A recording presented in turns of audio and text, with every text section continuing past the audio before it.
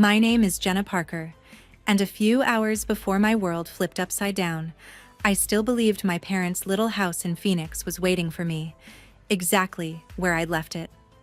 6 months away, one suitcase in my hand, and I walked into my sister's high-rise apartment expecting an awkward catch-up, maybe a guilty hug. Nothing more. Instead, she leaned back against her marble kitchen island, swirling a glass of wine like she was celebrating a promotion. Her lips curled into this satisfied little half-smile as she told me, almost casually, that the house I grew up in had sold for $600,000 while I was gone. For a second, my brain refused to process the words. That house wasn't an asset to offload. It was my inheritance, my anchor, the one thing I thought was safe. My chest went tight, my ears rang, and all I could get out was a hoarse, "How could you do that without even asking me?" The answer wasn't an apology. It wasn't even an explanation. It was the sharp sting of her hand across my face and the hard shove that sent me stumbling toward the hallway. I remember the door slamming, her voice spitting one last insult through the wood, telling me to get out like I was some stranger who'd wandered into the wrong life. I walked away shaking, my cheek burning, my mind trying to decide what hurt more, losing the house or realizing exactly what my own sister thought I was worth. What I did next, and who showed up at her door the very next morning, made sure she would never forget that moment. Before I tell you what he said, and what happened after I walked out, tell me, what time is it for you right now, and where are you watching from? I'm curious to see how far this story will travel. A quieter thought surfaced as I tried to steady myself, and it pulled me back to the years when everything in my family felt intact. I grew up in a modest house on the west side of Phoenix, a place my parents treated less like property and more like an inheritance of values. They poured their weekends into repairing the roof, planting desert shrubs, or refinishing the cabinets, always telling me that a home carried the weight of the people who lived inside it. I absorbed every bit of that belief without realizing how rare it was to hold on to something so consistently. My older sister, Lydia Parker, never connected with the house in the same way. She was the type who needed noise, movement, and newness. While I stayed close to my parents, she drifted toward anything that promised excitement or the illusion of success. As kids, we were different in ways that didn't matter yet, differences that grew sharper as we aged. I became the one who spent Saturday mornings helping Mom repaint a wall, while Lydia rushed out to meet friends before breakfast was even cleared from the table. When our parents passed away, their will reflected a truth none of us said aloud. I had been the one holding the house together with them.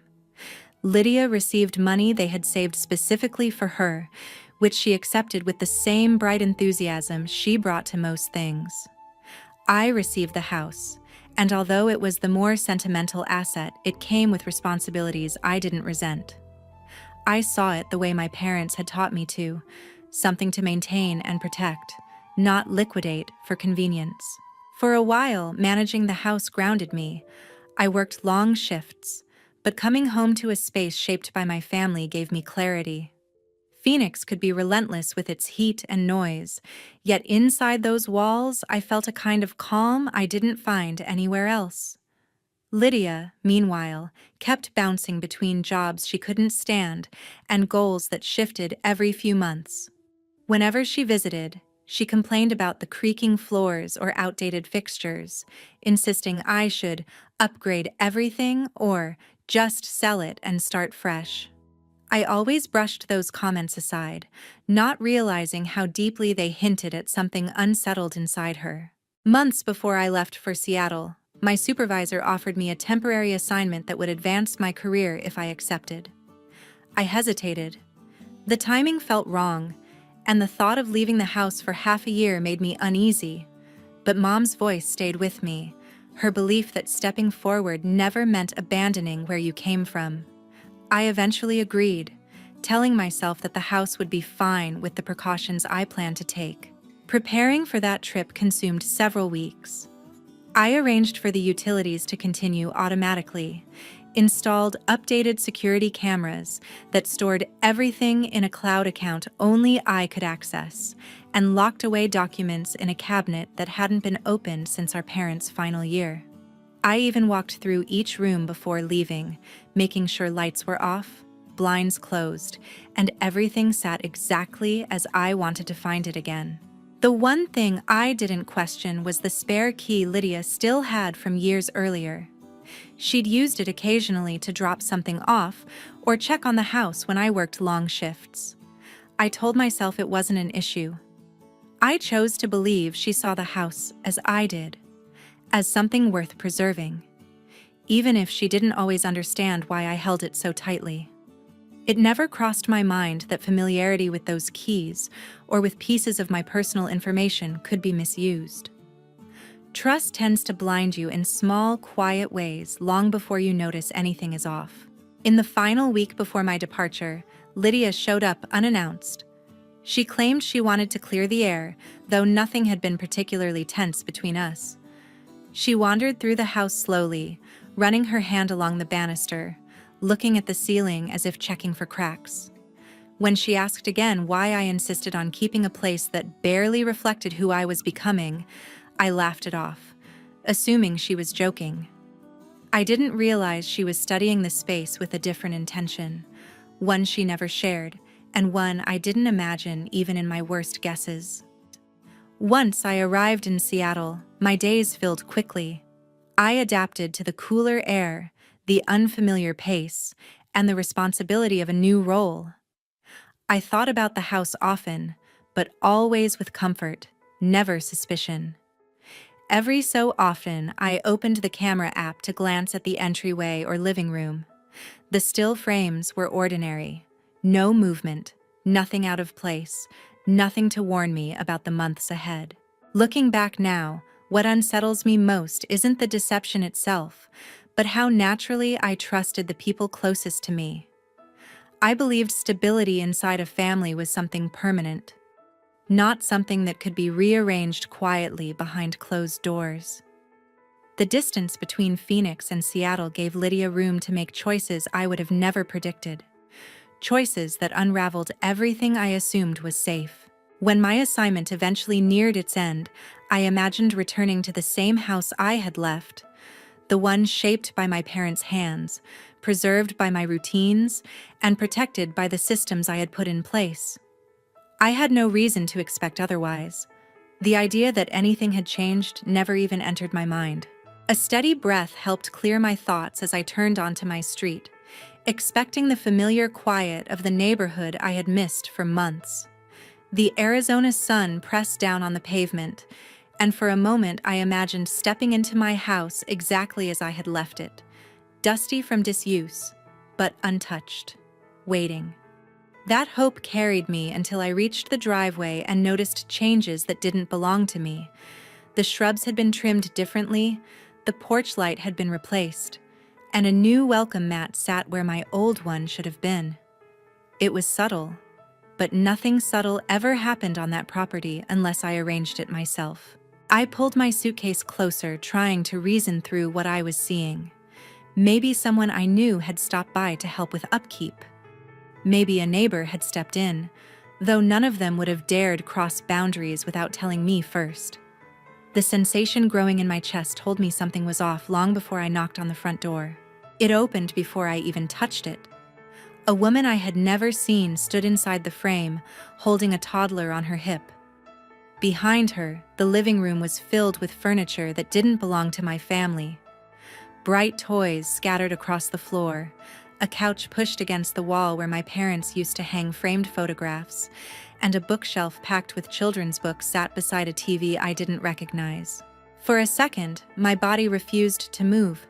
I must have looked like someone who had taken a wrong turn and wandered into a stranger's home, even though every nail, every tile, every corner belonged to the childhood version of myself. The woman gave me a polite, confused smile, the kind people reserve for unexpected visitors who seem harmless but misplaced. I asked no questions aloud. My mind raced too quickly for words. I scanned the room again, unable to grasp how unfamiliar it felt. The air didn't even smell the same. The faint citrus scent I always kept in diffusers had been replaced by something powdery and warm, something that didn't connect to any memory I owned. A man stepped into view behind her, his expression guarded but not unfriendly.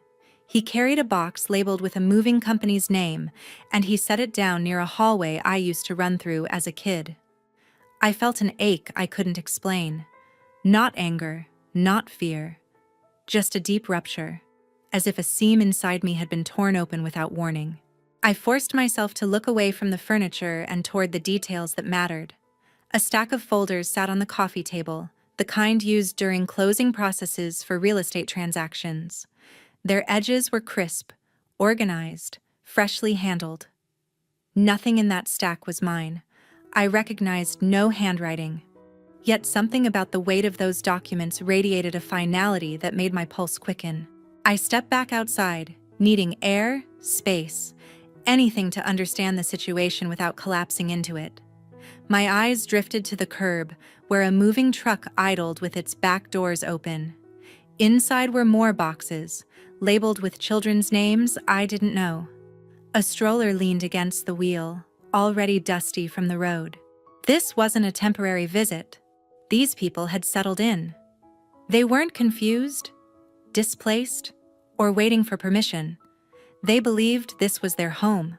I reached into my bag for my phone, not to call anyone yet, but to anchor myself in the reality of the moment. The security camera feed I checked so often in Seattle flashed through my mind. Static images, no movement, nothing to hint at strangers gradually building a life inside my walls. I opened the app again, though I knew it wouldn't change what I was seeing with my own eyes. The footage hadn't updated in weeks. A connectivity issue I hadn't noticed before had severed the one line of sight I trusted most. As I stood there, the woman stepped out onto the porch, still holding her child. She didn't seem frightened. If anything, she appeared apologetic, as though she sensed the weight of something she hadn't meant to disturb. She glanced back toward the living room, then toward the folders on the table, and I could see in the hesitation of her movements that she believed whatever brought her here was legitimate and complete.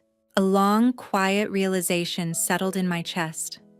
She wasn't the one who had crossed a line. She was living out the result of decisions made far from her awareness, decisions that required knowledge only a handful of people owned. Decisions someone close to me had made with confidence, believing distance and silence would hide everything. I took another step back from the porch, absorbing the scene not as a misunderstanding but as a dismantled truth I needed to confront piece by piece.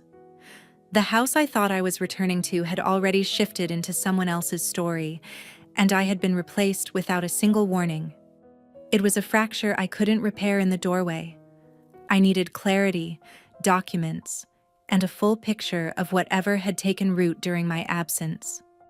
Standing in the yard under the weight of the Phoenix sun, I realized the ground beneath me had changed long before I arrived to see it. By the time I left the sidewalk and reached my car, the heat had settled deeper into the afternoon, wrapping around me as if the entire city understood something irreversible had happened. I sat behind the wheel for a moment, letting the engine's quiet rumble steady my nerves. The scene inside that house played through my thoughts again. The unfamiliar furniture, the folders, the certainty with which that family occupied every room. None of it left space for doubt. Someone had handed my home over to them, and whoever did it had counted on me being too far away to notice until it was too late. I opened my laptop, using the hotspot on my phone to access anything I could find. The county's online property records loaded slowly, the spinning icon taunting me with seconds that felt longer than they should.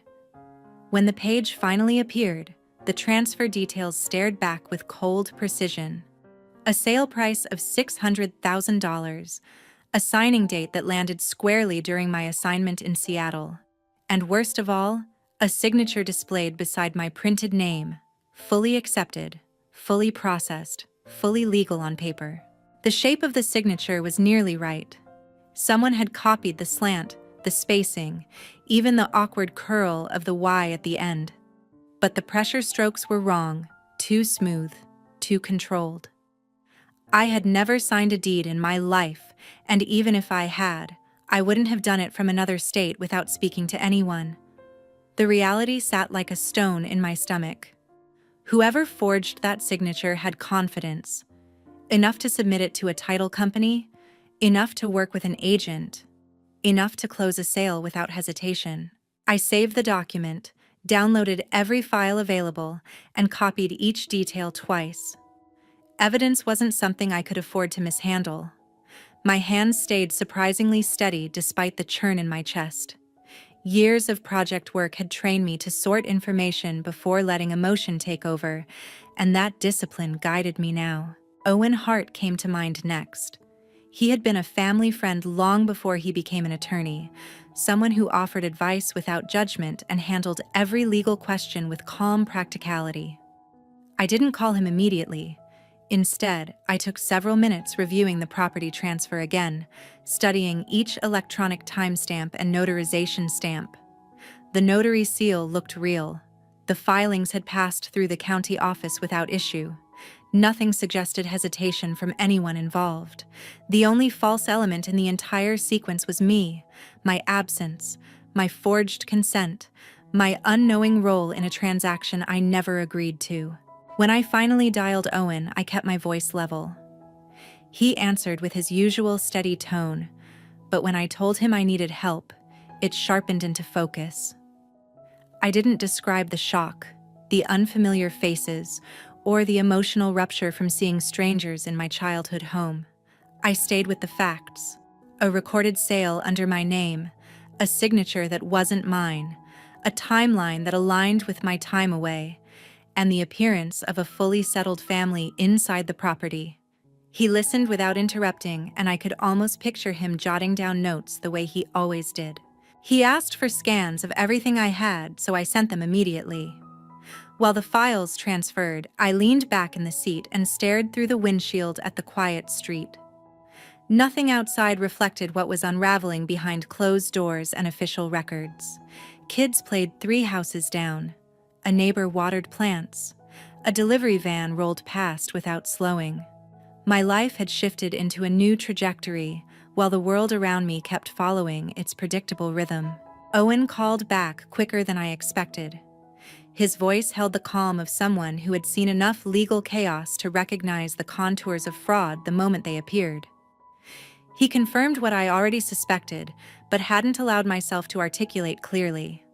The signature carried indicators of imitation, the notarial stamp needed verification, and the authority used to execute the sale raised questions about power of attorney permissions. He didn't speculate about who might have been responsible. He didn't need to. The facts alone pointed toward intentional wrongdoing. He asked if I had given anyone access to documents, financial accounts, or keys while I was gone. The answer should have been simple, but it wasn't. I had kept the house locked, secured, monitored. I had shared nothing except travel updates with Lydia. The thought lingered uncomfortably, never fully formed, but impossible to ignore. I didn't follow it. Not yet.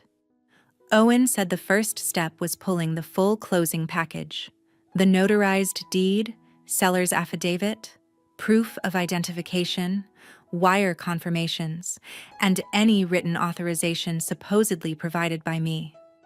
He would request each document formally and begin tracing the transaction from listing to closing. He told me to keep everything I found private for now. No accusations, no confrontations. Evidence first, strategy second, emotion last. I agreed because he was right, and because the weight inside my chest tightened every time I replayed the moment that woman opened my front door. Before ending the call, he said something that stayed with me longer than I expected. "Whatever happened here, Jenna, it was deliberate. And whoever did it assumed you wouldn't look closely." The certainty in his tone settled deeper than the Arizona heat. I closed my laptop and sat quietly, understanding now that what waited ahead wouldn't be a misunderstanding to clear up, but a structure built on deception, layer by layer. And every layer would lead me to someone who thought I would stay silent. The next morning carried a quiet coolness that helped me stay grounded as I drove to Owen's office. The building sat tucked between two medical plazas, modest compared to the taller developments nearby, but familiar in a way that steadied me. Stepping inside felt like returning to a place where problems still had order, where someone knew how to untangle knots I could barely describe. Owen greeted me with his usual calm, but his eyes held a seriousness that hadn't been there during our call. He led me into a conference room and spread several printed documents across the table, records he had already pulled overnight. Seeing them laid out in physical form made the situation feel sharper, more deliberate, as if the paper itself carried the weight of decisions made behind my back. I sat down slowly, letting the arrangement of pages speak before Owen said anything. Each document, the deed, the acknowledgement, the closing statement, had my printed name neatly positioned beside the same forged signature that had now appeared in multiple forms. Up close, the imitation looked confident, but confidence was often easiest to fake on paper. Owen handed me a magnified print of the signature comparison he had prepared. He pointed out the subtle breaks in pressure, the unnatural uniformity along the slanted strokes, the hesitation marks near the curve of the J. They were details I wouldn't have noticed on my own, but once he highlighted them, the differences became undeniable. Someone hadn't just attempted a forgery, they had practiced it. He shifted to another document next, a seller's authorization form claiming I had approved the listing weeks before the sale. The date fell during a period when I had barely been able to access reliable Wi-Fi in Seattle, let alone sign a form authorizing a major transaction.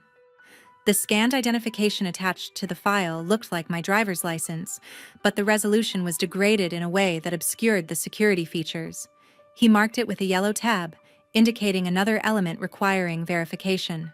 Owen explained the sequence of events a legitimate sale should follow, then ran through the sequence captured in the county's records. Several steps didn't align, not improperly completed, but suspiciously streamlined in a way that suggested cooperation between the agent and seller. The property had been listed for only 4 days before an offer was accepted. The inspection occurred unusually fast.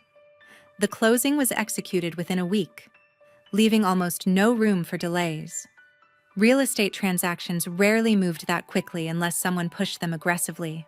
Then he handed me a sheet that made my jaw tense. The commission payout to Caldwell. It was significantly higher than a typical seller's agent fee. The number was bold, unmistakable, and out of line with normal practice.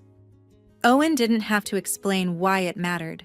A large commission often meant someone was being compensated for something beyond standard work.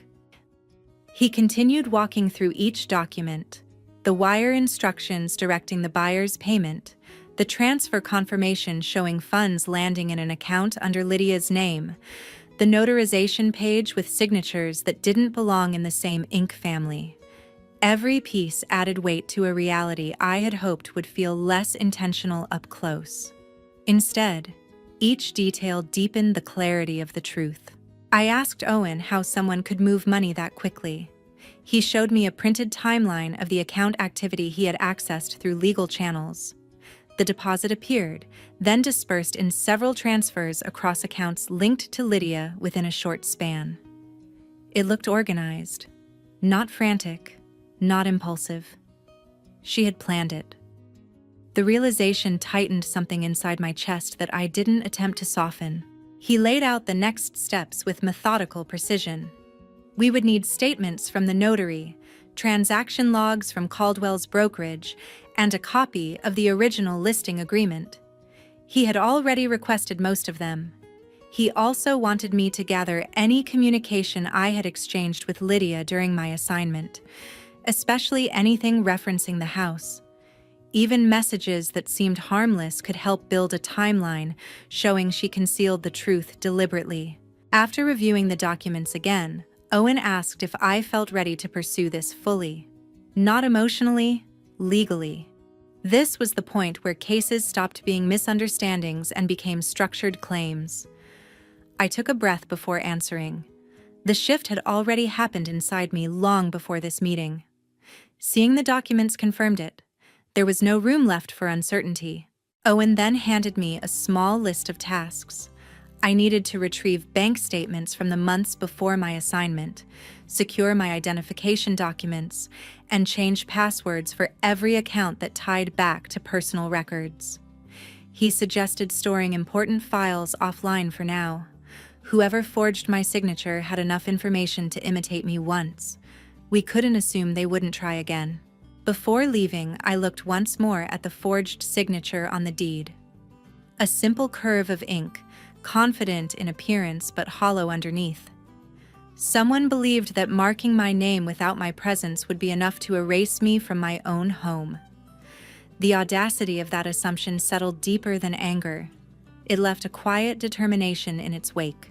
Walking out of Owen's office, I stepped into the bright Arizona light with a folder of evidence tucked under my arm. Every document inside pointed toward the same truth. This wasn't a misunderstanding, a mistake, or a careless oversight.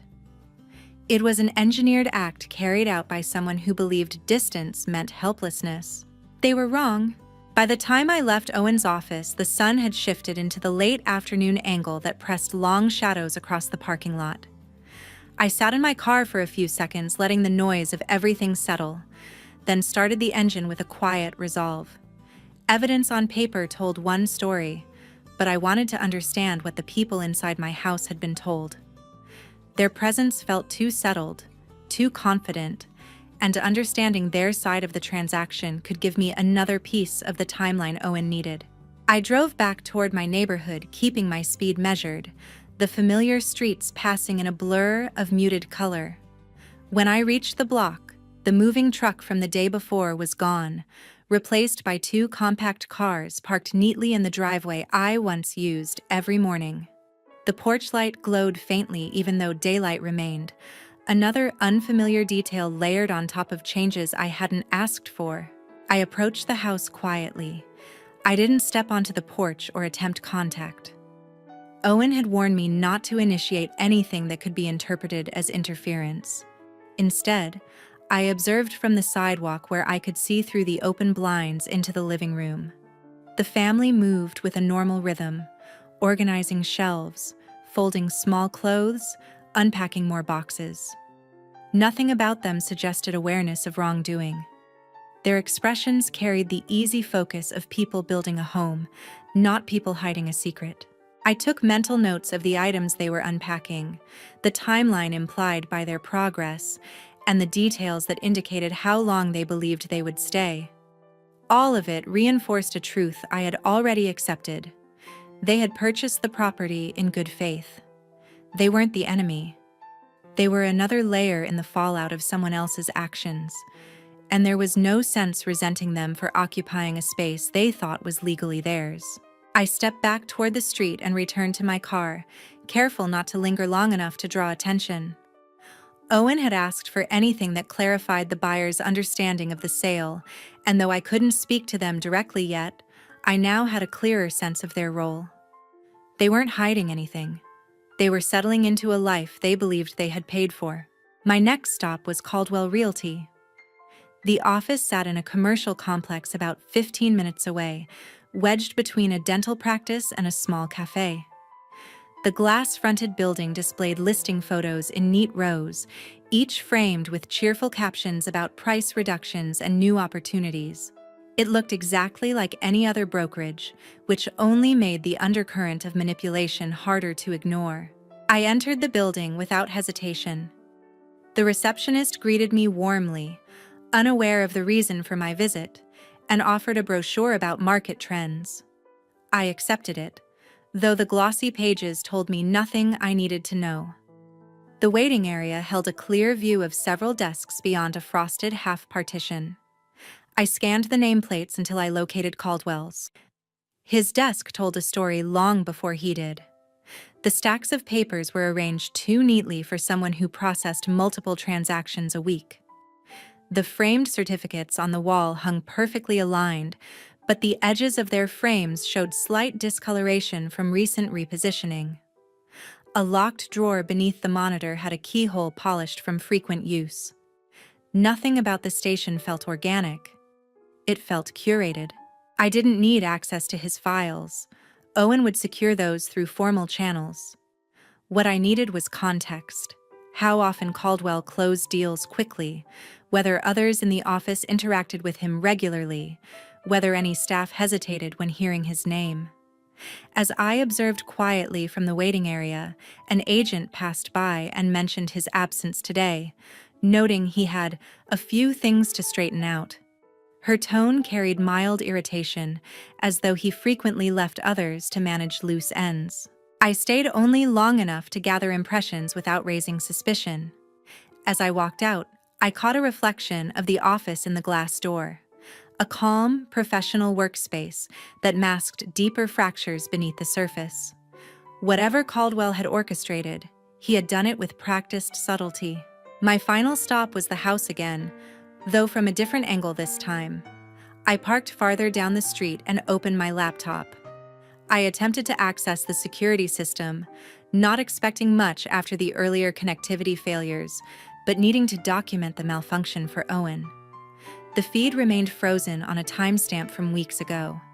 The notification log showed multiple connection drops clustered around one period, the same period the sale had taken place. The pattern was too precise to be accidental. Someone had interfered with the system intentionally, ensuring I would see nothing during the window when they needed privacy. I documented every detail: the timestamps, the disconnect sequence, the absence of motion logs. Each piece formed a link in the chain of actions that stripped me of visibility and access. With the day fading into evening, I closed the laptop and leaned back in my seat. The evidence collected across the past several hours formed a picture that no longer wavered. Every new detail strengthened the integrity of what Owen was building. The buyers were uninvolved.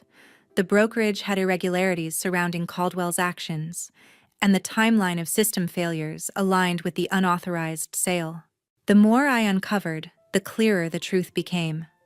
None of this had happened by accident.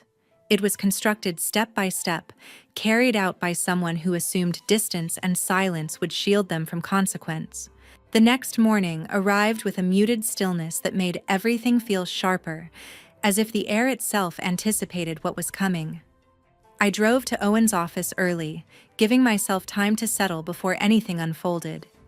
He had arranged a formal meeting, a required step before filing multiple civil actions and forwarding the criminal packet to investigators. Lydia and Caldwell had both been notified. Whether either of them understood the full reason for the meeting didn't matter. The truth was waiting inside the documents Owen and I had prepared. I sat in the conference room again, though the atmosphere felt nothing like the calm of earlier visits. The table now held organized binders of evidence, each tabbed with precision. Owen reviewed a final list of points he intended to present. His tone remained steady, practical as always, but I saw the underlying seriousness in the tight line of his posture. A knock at the door broke the quiet. Lydia entered first. She looked composed, almost polished, as if she intended to project control before the conversation even began. Her eyes flicked to the binders, then to me, though she avoided holding my gaze for more than a second. Caldwell followed behind her, wearing a neutrality that felt carefully assembled. The receptionist closed the door behind them. Owen began the meeting without preamble. He outlined the agenda, his words efficient and factual. The room carried the sterile quiet of fluorescent lights and unspoken tension. Lydia crossed her arms as he spoke. Caldwell sat with his back straight, hands folded in a posture that suggested experience with disputes, but not necessarily exposure to this level of scrutiny. Owen opened the first binder and placed the forged deed on the table. He didn't dramatize the moment. He simply pointed to the signature and explained, in measured legal language, the findings from a handwriting expert. Then he presented the timeline of my documented location in Seattle during the supposed signing and the notarial violations flagged in the closing package. Lydia didn't react at first. She kept her gaze fixed on the pages without reading them. The stillness around her seemed less like calm and more like calculation. Caldwell, however, shifted in his seat when Owen pointed out the unreported commission increase, the accelerated listing timeline, and the discrepancies in the seller's authorization file. Owen moved through the evidence with quiet precision. He presented communication logs showing I had not authorized any transaction. He displayed property records showing the sale was processed abnormally fast. He highlighted security camera disconnection patterns that aligned with the listing period. Each point layered neatly onto the last. When he finished the sequence, he placed one more sheet at the center of the table, the bank transfer displaying the full proceeds deposited into Lydia's account. The number sat in bold print, undeniable. Silence coated the room. Lydia's composure cracked for the first time. Her eyes darted toward Caldwell with unmistakable blame, but he remained still, maintaining his carefully constructed neutrality. I didn't speak. This wasn't the moment for emotion or memory. Owen continued with the same professional clarity he had used from the beginning. He explained the civil claims we intended to file: fraud, conversion, unjust enrichment, and damages tied to the illegal transfer of property. Then he outlined the criminal referrals: forgery, wire fraud, and real estate transaction misconduct, each carrying penalties that could not be negotiated away without restitution and cooperation. Caldwell acted first. His neutrality dissolved under the weight of the evidence. His posture collapsed slightly, and for the first time he looked directly at the forged deed. He asked no questions. He offered no excuses. His silence told its own story. He recognized the scale of the situation. Lydia's reaction unfolded more slowly. She straightened her shoulders, inhaled, and attempted to steady herself. But the steady cadence she tried to project faltered each time she looked at her own name on the transfer documents. She wasn't simply adjacent to the wrongdoing. She was its direct beneficiary. That fact hung in the air with unmistakable finality. Owen outlined the options available. Restitution was mandatory. Cooperation was required. Any refusal would accelerate both civil and criminal filings. The consequences were not abstract. They were immediate and legally grounded. Lydia finally spoke, but her voice held none of the confidence she often projected. Her words emerged clipped, almost mechanical. She didn't attempt denial. She didn't claim misunderstanding. She focused on minimizing her intent, but intent no longer mattered. The paperwork on the table carried more weight than any explanation she could offer. Caldwell asked for permission to step outside and make a call. Owen allowed it, but noted the time. When Caldwell returned, his expression had shifted again. He spoke quietly, acknowledging procedural violations in the way he processed the sale. He didn't confess to forging anything, but he admitted the listing timeline and commission were irregular. His words weren't emotional, they were strategic. He understood cooperation was the only path that preserved any portion of his future in the industry. Owen recorded each acknowledgement, noting them as part of the meeting minutes. Lydia's silence grew heavier with each passing minute. She seemed to shrink into her chair, as if withdrawing could undo the evidence. But nothing she did could erase the ink on the documents. The meeting ended with clear directives. Owen presented formal papers requiring Lydia to return all remaining funds immediately. Additional financial disclosures were required. Caldwell was ordered to provide his complete transaction file and cooperate with investigators.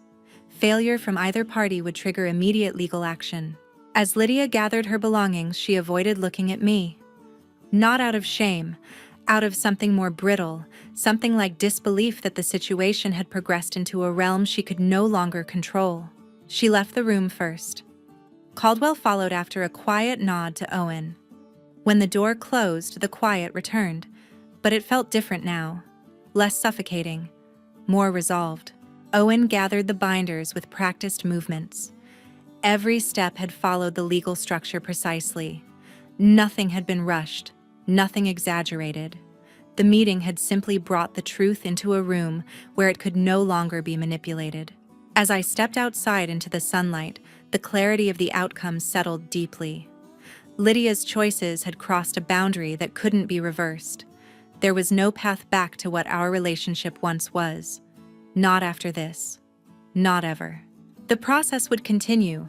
Paperwork, filings, restitution, consequences, but the emotional part had already reached its end. I didn't feel triumph or vindication. I felt something quieter, heavier, and more final. Distance wasn't created in that meeting. It had only been acknowledged, and I walked away without looking back.